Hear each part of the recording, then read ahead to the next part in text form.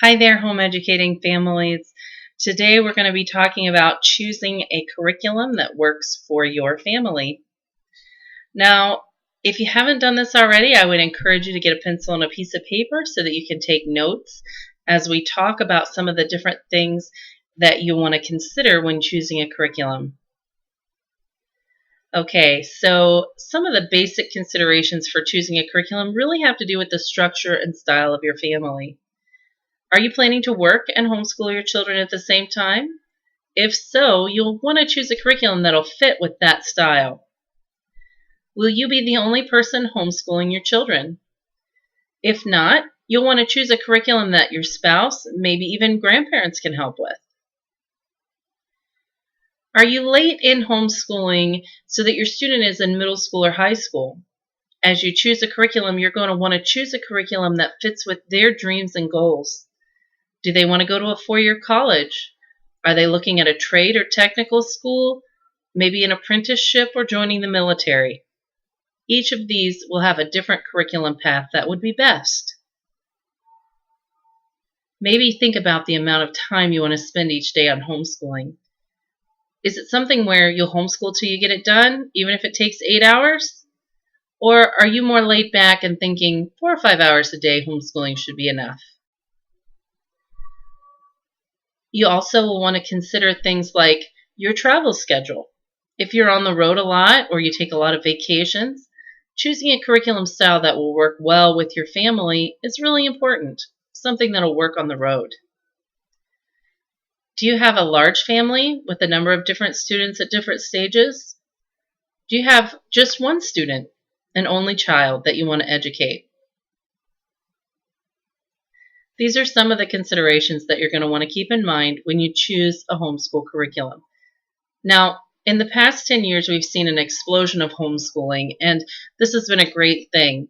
We've also seen a number of new curriculum providers and new homeschooling styles. But these new homeschooling styles and curriculums fit into pretty much the same 6 categories of homeschooling. So those are the 6 categories that we're going to be talking about today. Now, in our comments, we are going to include a link to talk about different curriculums and Common Core.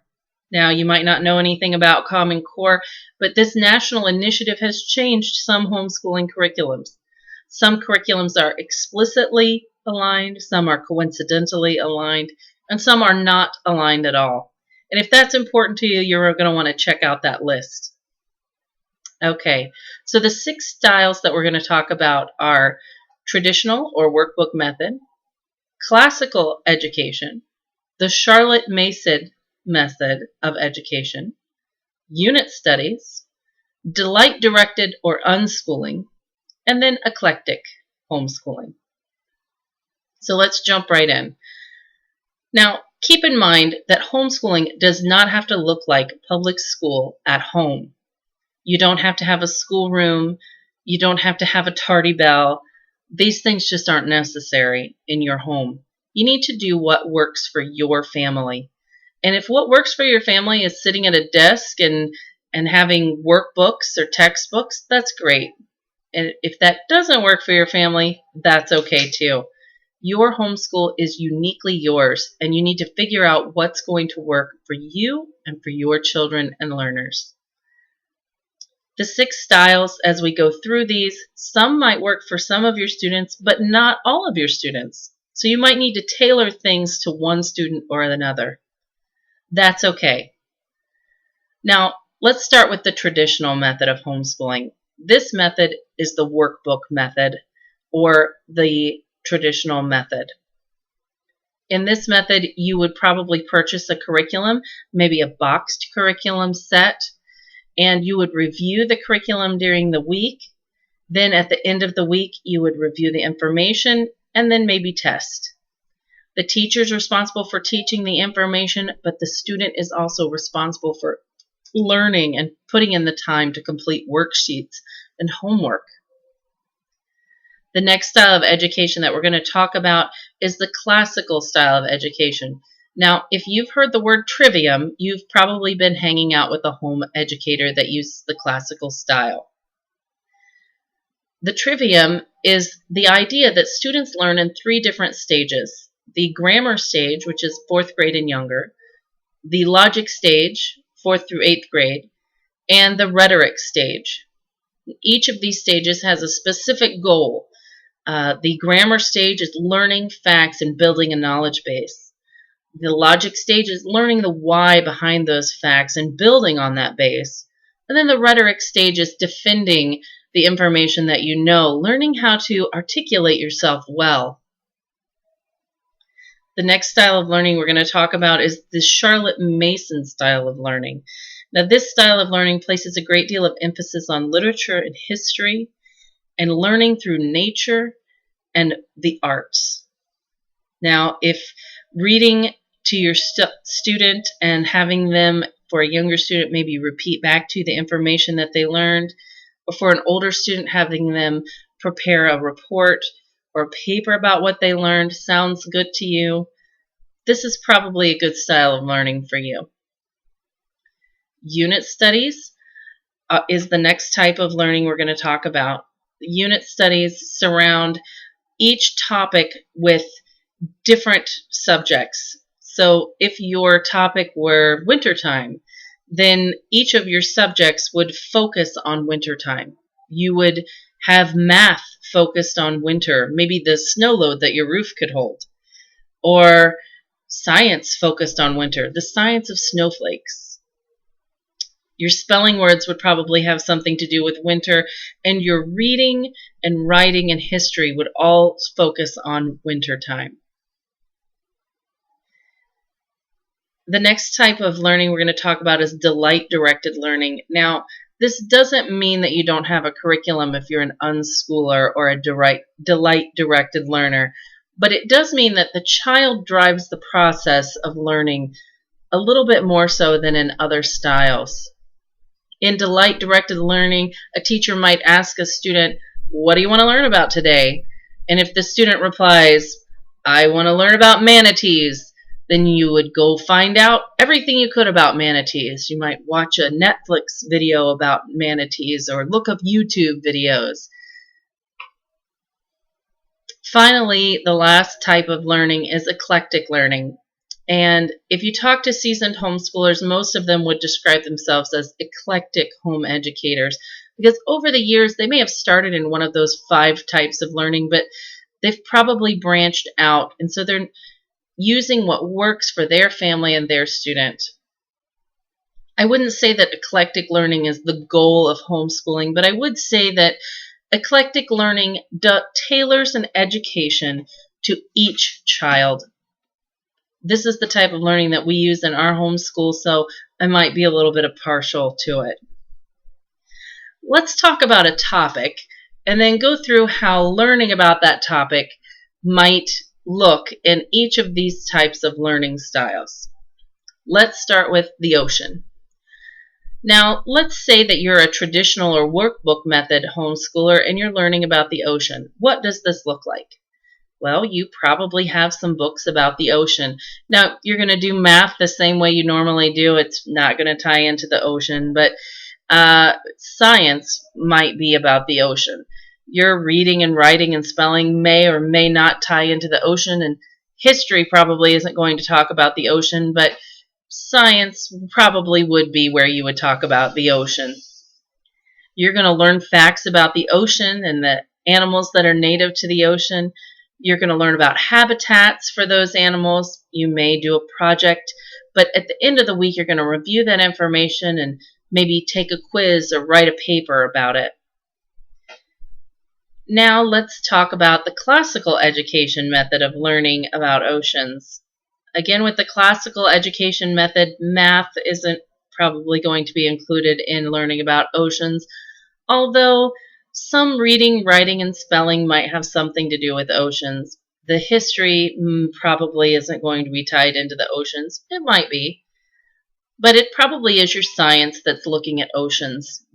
When you talk about the ocean, you're going to be learning facts about the ocean if you're in the grammar stage. These grammar students are going to learn all the facts they can about the ocean. They may even study a little bit of geography and learn where all the oceans are.